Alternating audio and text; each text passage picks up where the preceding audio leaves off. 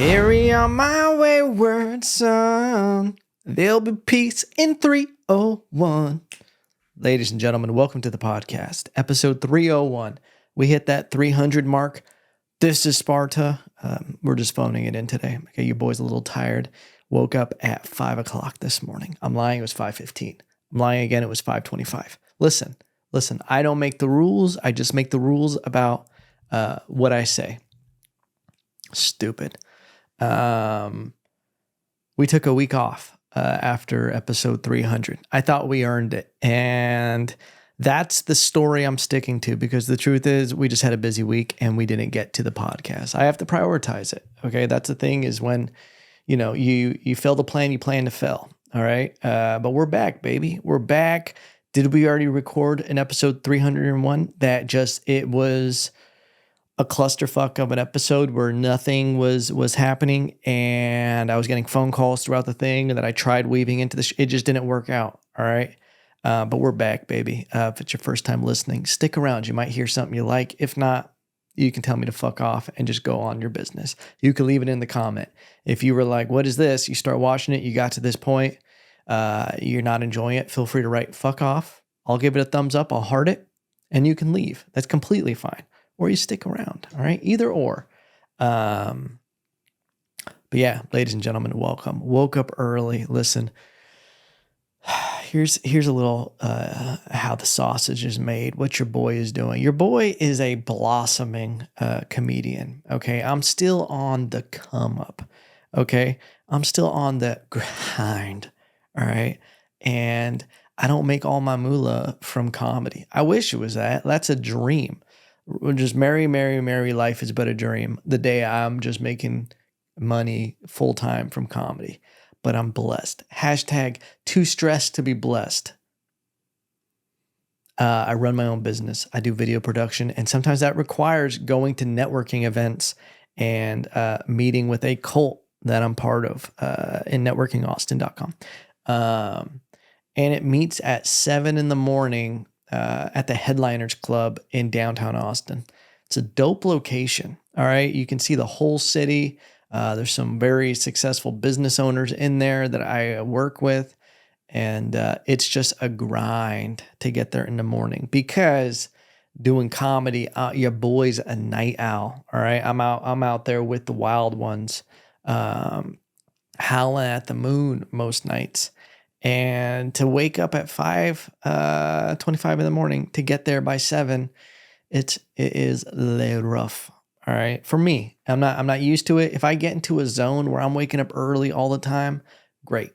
I can adapt, but it's a tugging on the strings of, we stay up late, we wake up early, we stay up late, we sleep in. And it's just, your boy is like an infant.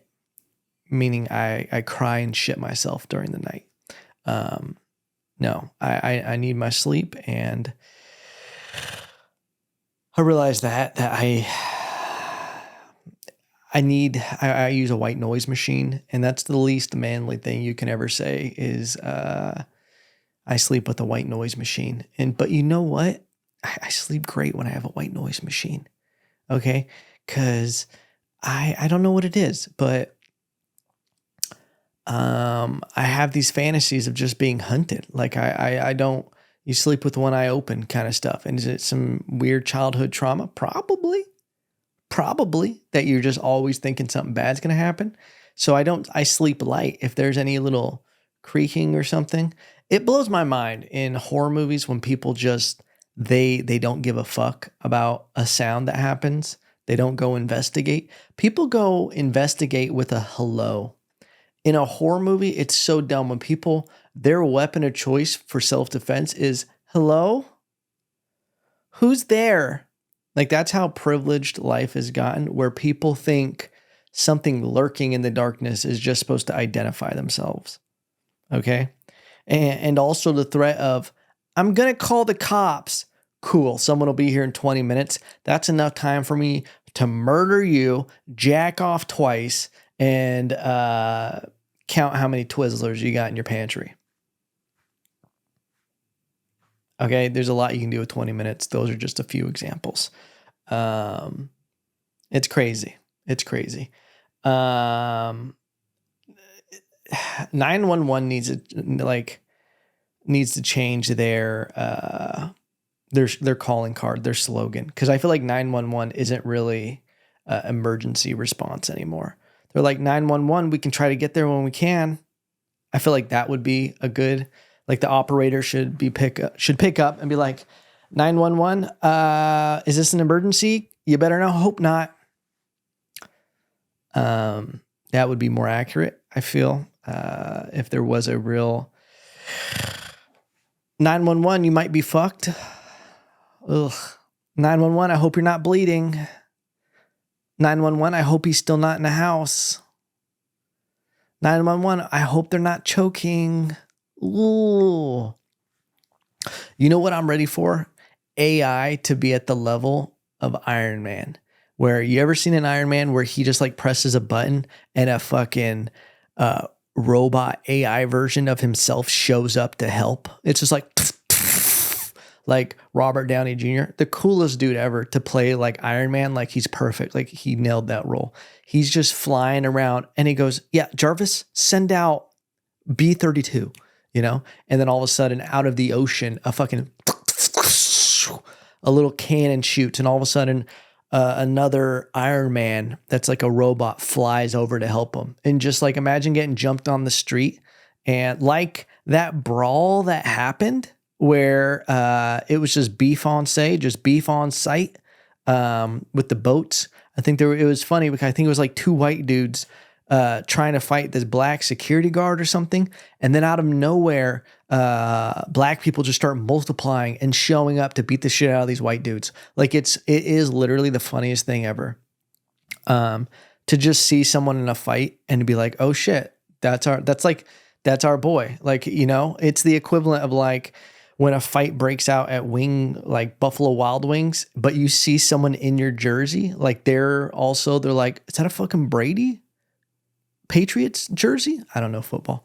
And they're just like, not my fucking team. And you just jump into a fight with a stranger because that person's wearing your jersey's team.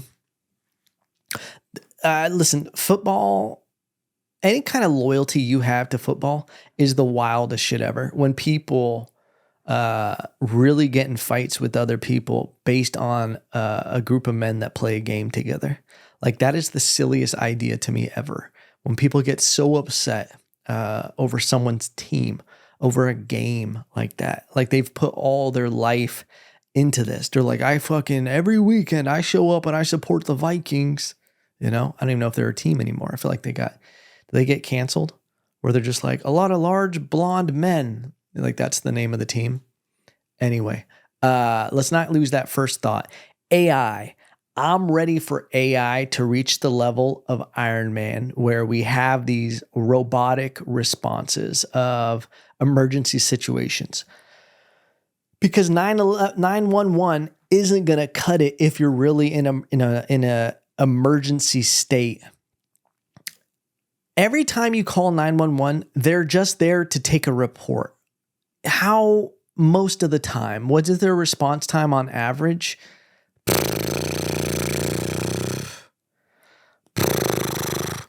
And I'm not knocking it. They're a very important part of our society. We need them.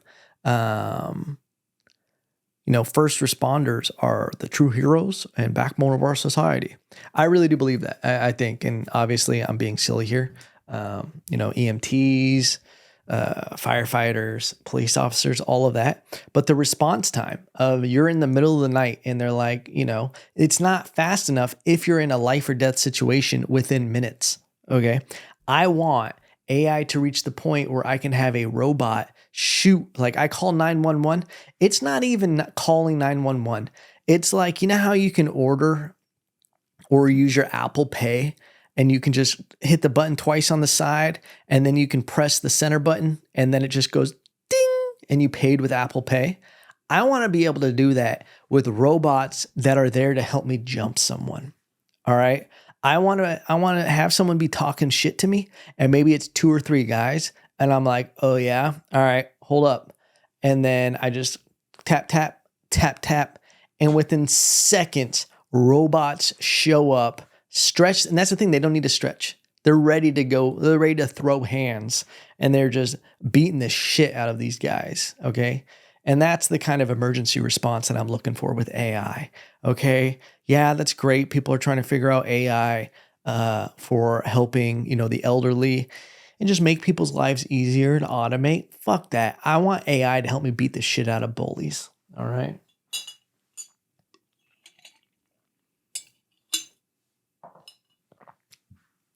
I just want that to marinate for a second.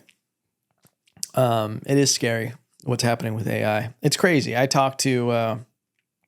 was talking to a guy this morning who works with AI, and he was telling me about how, in 5 to 10 years, like, you have to figure out how to utilize AI now, because in 5 to 10 years, it's going to be too late if you're just being sedentary. I don't know if that's the right word, but if you're just not trying to use it and evolve with it, like, you're going to become obsolete in, the technology world. I'm all in on AI. All right. And using it as a tool. It's made my life easier with even podcasting, with graphic design, with video production, music, whatever. AI is dope. But it's like one of those things where it's like, and I thought about this because, like, ChatGPT is dope, and I've never used it for comedy. It feels weirdly like cheating to me. I don't know why, because I also know that ChatGPT scours the internet for things related to it. So I'm like, if I'm like, AI, write me a joke about this, or take this joke and make it better, something. I'm like, oh, it's probably pulling this joke from someone else. So I look at it that way, where I'm like, this can be a problem. I don't even want to dip my toe into that world. At least when it comes to creating what I consider art, because I think that's the only difference, is if you're utilizing it for art and like that, people want to know that you did that, and that was 100% you and your thoughts. So that's why I just have that view on when it comes to stand-up. But as for business and things that are repeatable, I'm all in. I'm all in, baby. Okay? Your boy's feeling good. Bro, sisters, whatever you are out there, for the first time in my life, I have health insurance. And let me tell you something. It feels great. All right. I am bougie with my health. I bought my heart a Prada bag because I'm like, hey, like, I just feel like I've leveled up. All right. I'm out here. You just get cocky when you have health insurance. All right. I don't even open my eyes anymore when I drive. I don't have a self-driving car, but I'm just like, hey, Blue Cross Blue Shield is taking the wheel. All right. Jesus, get out of here, dude. I don't need to pray anymore. All right. I have health insurance. Okay.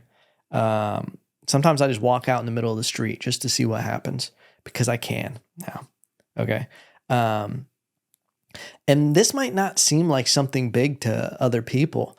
I've gone my entire life without health insurance. Do you know how crazy that is? Is like, you all laugh at me because I'm different. I laugh at you because you're all the same. Bars. I always think it's crazy that people are so tethered to health insurance. Like with jobs, like I hear it all the time from people who are like, oh, well, I can't lose this job because I need the health insurance. Like blah, blah, blah. Bitch, going into the gym and working out and nutrition and all that shit, that's the real health insurance. But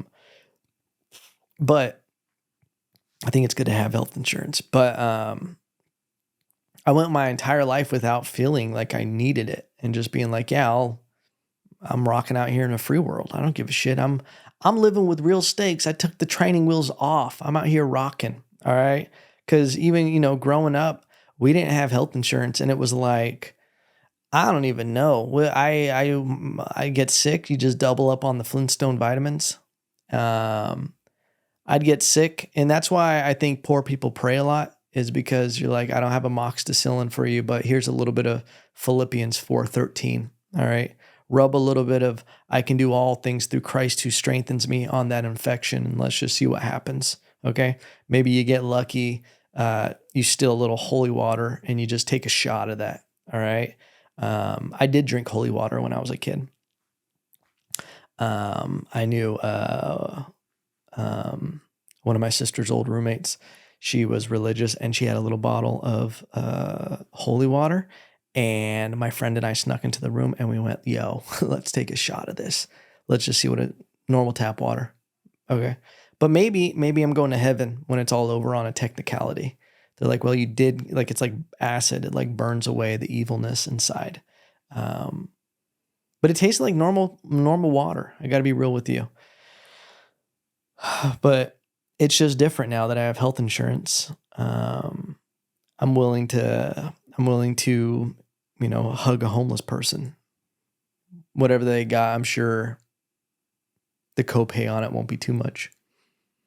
And sometimes you just want to go sit in a doctor's office, okay, and have them tell you what a big, strong boy you are. Some people pay extra for that, all right?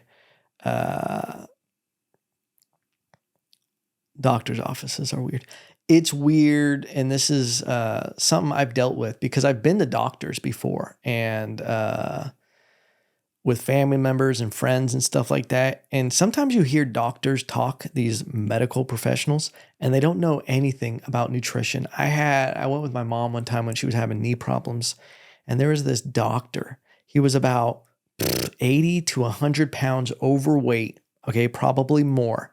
And he was trying to tell my mom that she needs to stop running and not work out because she needed to accept that she wasn't going to be an athlete, and that every year after you turn 25, your body gains 5 pounds of fat and you lose 2 pounds of muscle every single year once past 25.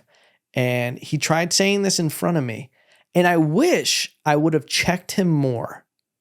But it was like, it's my mom's moment of, I'm there just supporting her with her. I'm laughing. I literally laughed in the doctor's office. My mom laughed as well because she was like, that guy was so dumb. But it is crazy. And I look at the guy who can barely walk. I'm like, you are the pinnacle of health. You're telling people on a regular basis to stop running and stop working out because this is just what it is. And you need to accept these facts. And I'm like, do you believe that because you've been gaining 5 pounds of fat for every year after 25? Because it seems like it. And it's just dumb. I don't want to make this a health podcast, but I will. But there's such I think they do one class on 1 to 3 classes on nutrition to be a doctor. The very importance, and I think the foundation of life is food. Like literally, it's such a wild world that we live in, where people aren't focused on their health. They'd rather just get medication from a doctor and, not worry about the nutrition. Like, what is that stuff? Ozempic. Like everybody wants a pill. They want that quick fix. And I think that's nuts. I think Ozempic or whatever it is that people are taking, I think it's for like weight loss. There's now all these people starting to have heart problems and diabetes, because I think it was a diabetic medication. And they're just starting to have all these different problems from taking it. You're not hearing about this because there's a big profit off of it. And I think it's terrible. Like there's literally no quick solution to anything worthwhile in life. I truly believe that anything worth doing is going to be hard.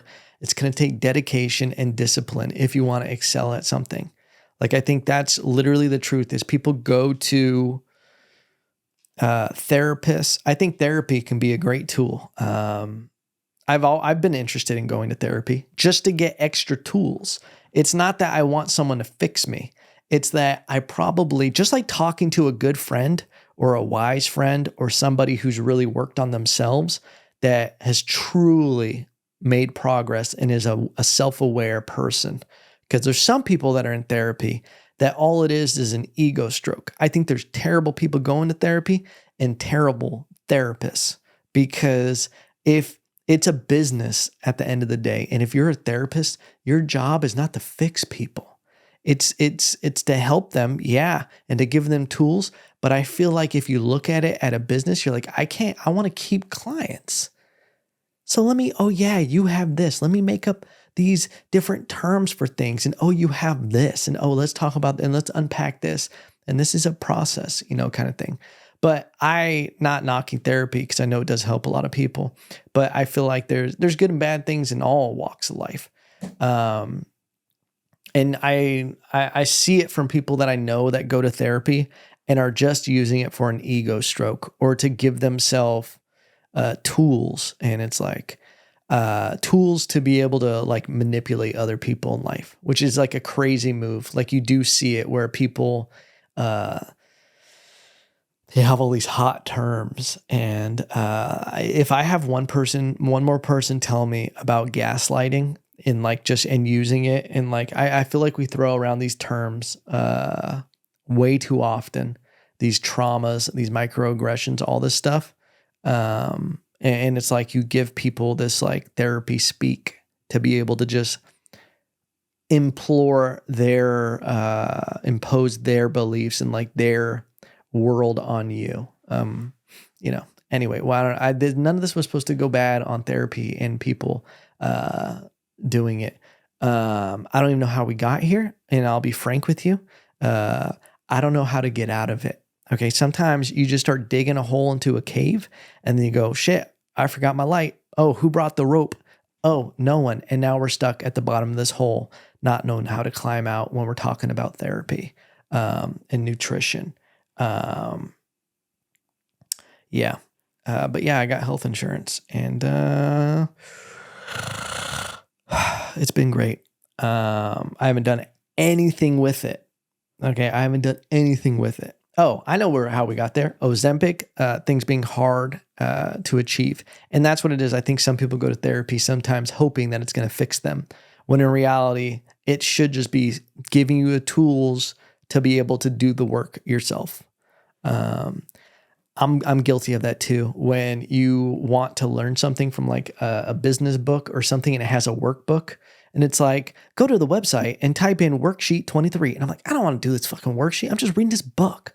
And then it's like, you just want that, you're like, it's almost like a form of procrastination when you take something like a book rather than just actually working on your business. You're like, I'm just going to keep learning and analyzing rather than actually doing the work.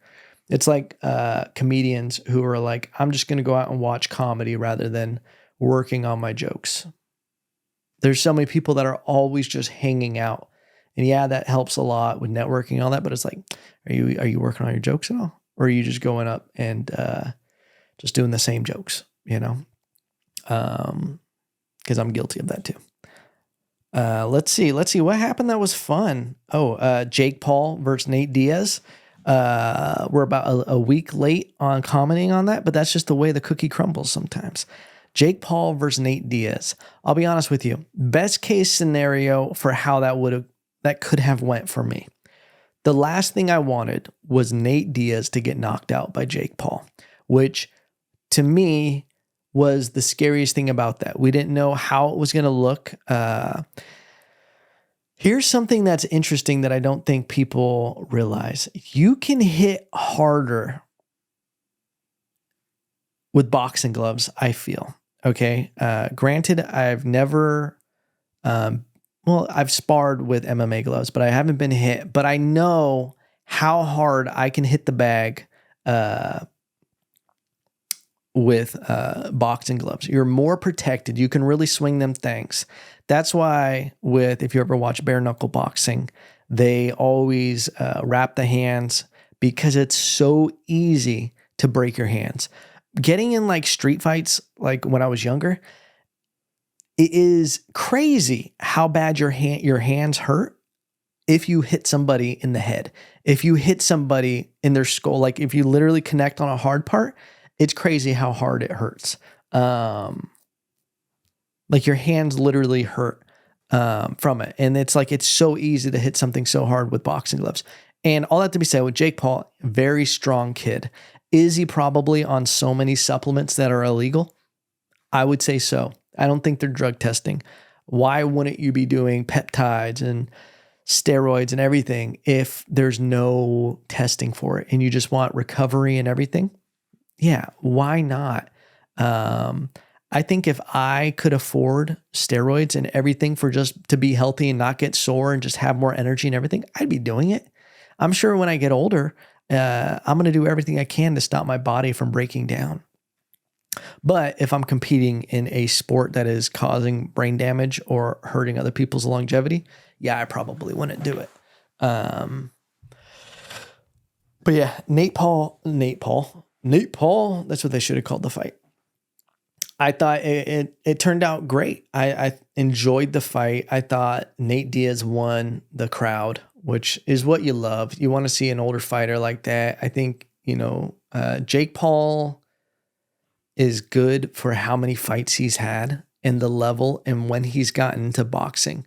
To be at the age he was at when he started boxing and to be as successful as he is, it is impressive. And for him to risk what he's risked to go in there and risks being hurt by real fighters, it is impressive. It's different because he's not fighting other fighters. I really do think that if you put him in the ring with any top 20 in the nation amateur boxer at his level, he would get smoked.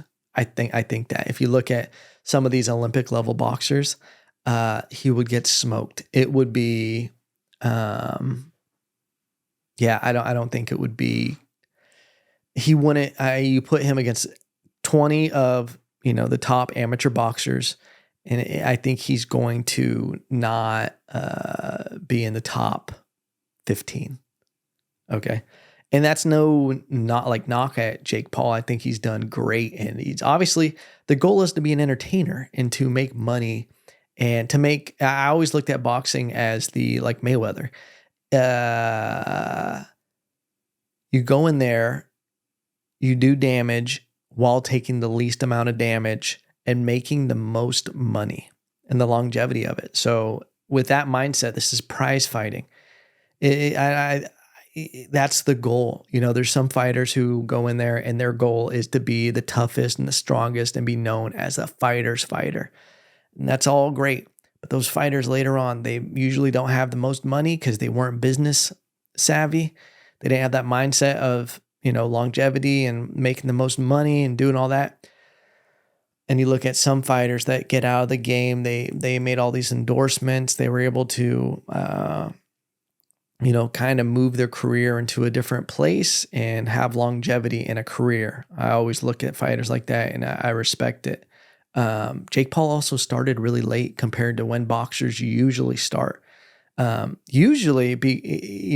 It's funny because I started boxing, I think when I was 15 or 16, and that was considered late in life to be starting to look at boxing as a real thing. Is everybody was like, yeah, you're too old, because you go to like Mexico or Puerto Rico and they're starting at 4 or 5 years old. Okay. By the time they're 15 or 16, they already have 100, 150 amateur fights. And that's not even like any exaggeration. And they're so good. Like I remember when I was in Puerto Rico, I think I was like 20 maybe at the time, sparring with the, I want to say 135 pound Puerto Rico champ, amateur champ. And it's insanity how fast, how technical, the muscle grooves, two different species of muscle memory. And that's what a lot of it is you develop these pathways and your body develops in them while you're young. And by the time you hit a certain age, it's all reaction. That's why Mayweather is so amazing at what he does. And he makes it look easy because he just has those reactions. You see him in the pocket doing the Philly shell. He's memorized. He's seen literally every single movement that you can do with boxing. and he's able to calculate it on a split second of what this is going to look like. You're not going to show him something different. And that's what you still see with Jake Paul is you're seeing someone like, and this is what was interesting about it. Nate Diaz has seen a lot. He's someone who has been fighting, since he was a kid. He was boxing, he was doing jiu-jitsu, everything for years and years and years. He's a very savvy boxer. I think if this fight was 10 years ago, it would have easily been Nate Diaz. It would have easily been the power, the points, and just the pressure, everything. It would have been, I think it would have been easy. He's seen so much. He has so many tricks, and there's not going to be a lot that is going to catch him. And you see that with Jake Paul. And this is what you see with fighters who haven't been fighting that long, is them reacting and having to calculate on the spot of what's happening. You're thinking a lot, which is you kind of want to be reacting at the time. That's why I like game plans and creating like what you're going to do in there is so important, because it needs to be muscle memory by that time. You can't be thinking, oh man, he's starting to do that, blah, blah, blah, and not have the pathways of what you should be doing already in there. What the fuck do I know? All right. What else? Speaking of fighting, I heard this on the radio. Yeah. Sometimes I just put the radio on in the truck, and I just like to listen to whatever's, it's like a time capsule where you start listening to things.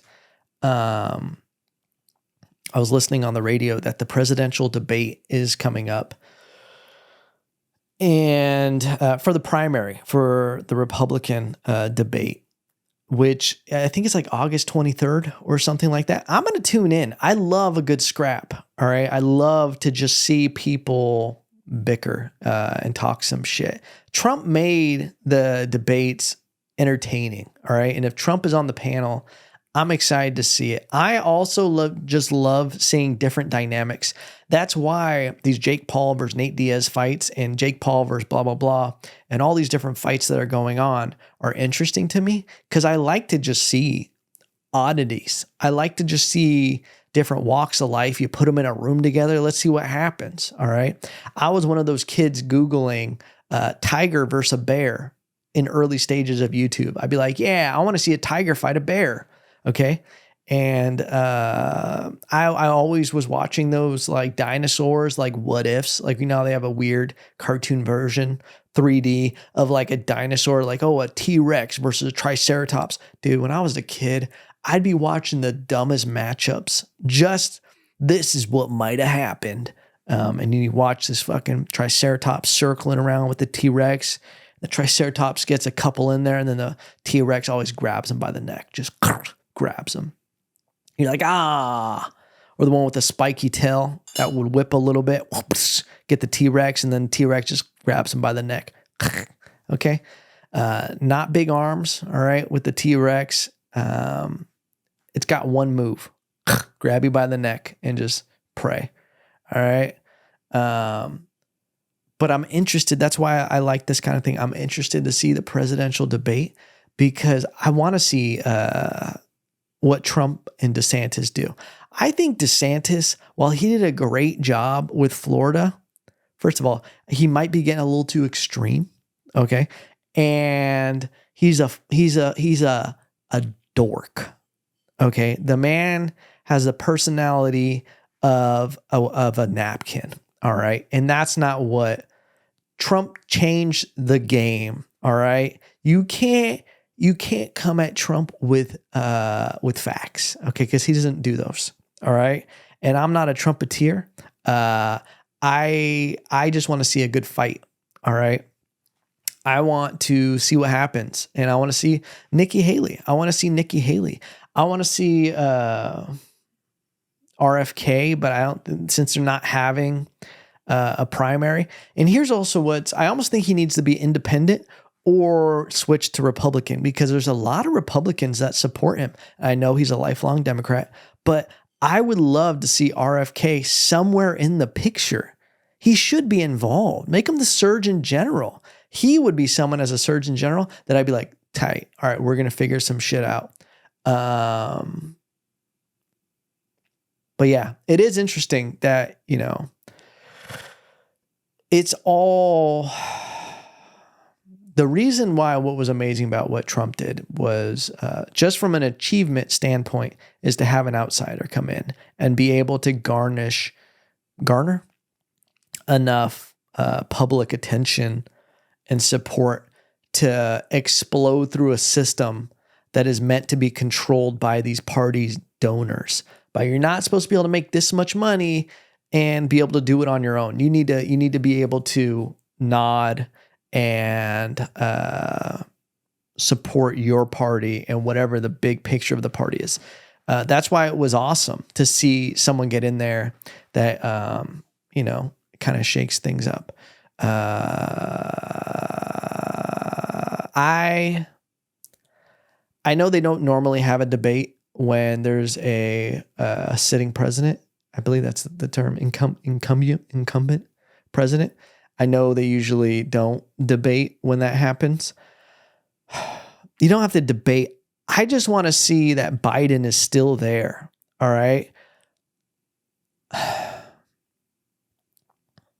I just want to see Biden do a crossword puzzle. If you can show me Biden opening a jar of applesauce and putting it into a cup and eating it without spilling anything, that's all I need. I'm fine with that. Let me see that he can do basic skills of a person. Okay? Because right now it's not seeming that I'm not feeling that confident. I want to see him make him rapper's delight. I want to see him do the Macarena. I just need proof of life that something is still in there. All right. I want to see him do a podcast, if I'm being honest with you. I also want to know what multivitamins he's taking. I think they're using dark magic. I think they made a deal with the witch because he's not in there. Somebody's moving his body around. I think we have a Men in Black situation where there's a little alien inside there just controlling. And that alien itself has dementia, okay? Because it's crazy to see how many speeches. I feel like more speeches go bad than go good. You ever had a old television? You remember that when you would be like watching television as a kid in like a hotel, and while you're watching a channel, it switches to another channel for a second and then goes back to it? That's what it feels like when Biden's trying to give a speech. Better yet, you ever been driving on a road trip and while you're listening to a song, all of a sudden the radio station just like gets caught up by a different antenna and all of a sudden Spanish music is just coming through? You're just like, go shorty, it's your Feliz Navidad, it's your birthday. And you're like, what was that? That's what's happening when Biden is doing these speeches, is something just clicks and he's gone for a second. And then he comes back being like, God save the queen, man. Come on. And it'll be like, all these minorities in swimming pool are eating applesauce and they're not mowing the lawns anymore. The poor kids are just as smart as the other poor kids. When I was a kid, I would eat porridge. It's like, sometimes I'm just like, you'll be watching him talk and I'm like, he'll start going off on some shit and you see people wanting to step in and I'm just like, let the man cook. Let him cook. Let's see where he's going with this. Turns out it's nowhere. It's like your GPS trying to figure it out and then it just reroutes you back to your house. And he's just like, yeah, man. All right. God bless the queen, man. Come on. You remember in the debates how they always try to, sometimes these presidential people, like when they're trying to get elected, they're so disconnected from real life. They're like lizard people. They're obviously all lizard people, right? We all agree on that. They're not real humans. They're so disconnected from real life and just everyday people that they are being coached to add real world phrases into their things. You ever had like a door-to-door sales guy and it's like, oh, it's your first month just doing this. So they're trying to use the tactics on you. Be like, hey, how's it going? How long you lived here? And we'll try to use these stupid first level. You're like, you're so dumb. You're a kid. Stop. I'm not interested. That's what these people do sometimes in these political debates, where they'll be like, I was at Home Depot the other day where I spend a lot of my time. Literally heard someone say that. And in my mind, I hate going to Home Depot. That doesn't make me want to connect with you. Oh, you go to Home Depot too. Roar. Home Depot for me represents that I fucked something up. Okay, no one's going to Home Depot because like you go there 3 or 4 times in a week. You're spending most of your time there. It's because you fucked up. You did something wrong. You messed up a project. You either were over budget, under budget. You did something wrong. You broke something. How are you showing us you're ready to take office in the most important position if you can't even handle these DIY projects at home?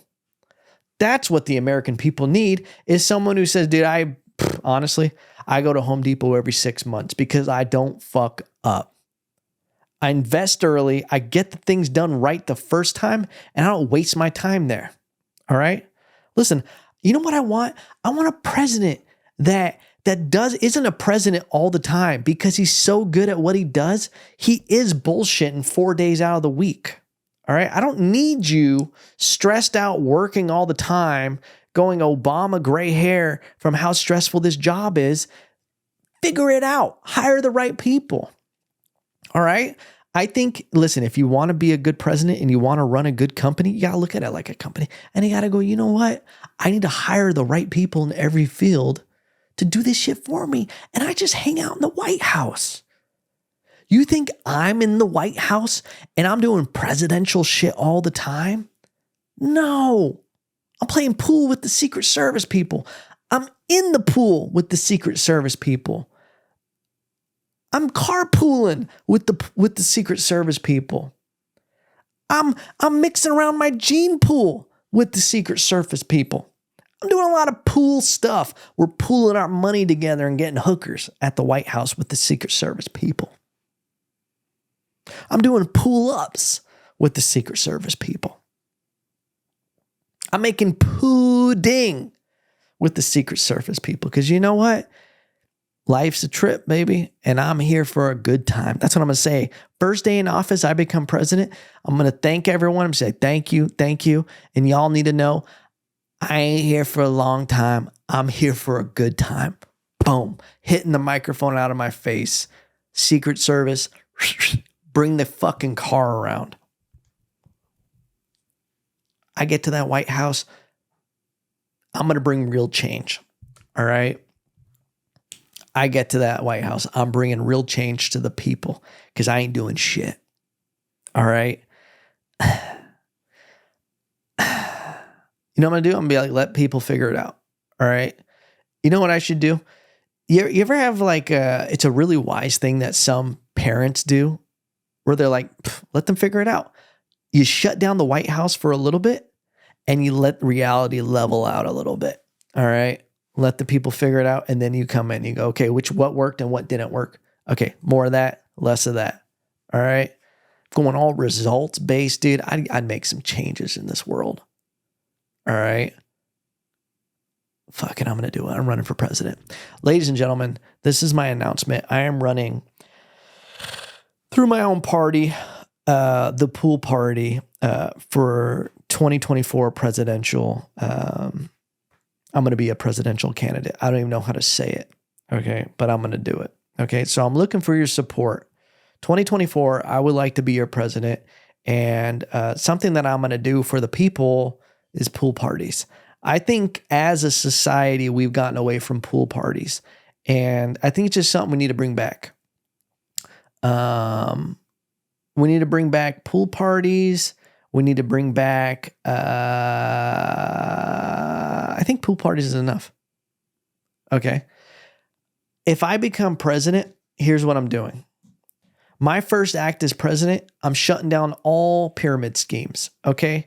I'm shutting down the ability for people to call you from high school and to be like, hey, stranger, how you doing? That's done. All right. You call a friend and say, hey, stranger, it's been a while. Do you like making money? You're going to jail under my presidential order. All right, ladies and gentlemen, this podcast has gone off the rails. But ladies and gentlemen, thank you for listening. All right. Like, comment, subscribe. It helps me on YouTube. Leave a comment, whatever it is. It just helps the algo, baby. Okay. And running for the presidential election, I just need that right now. All right. I just need a good running mate. I'll figure that out and we'll make an announcement. But ladies and gentlemen, thank you for listening. Share it with a friend, share it with your mother, and I just need your vote.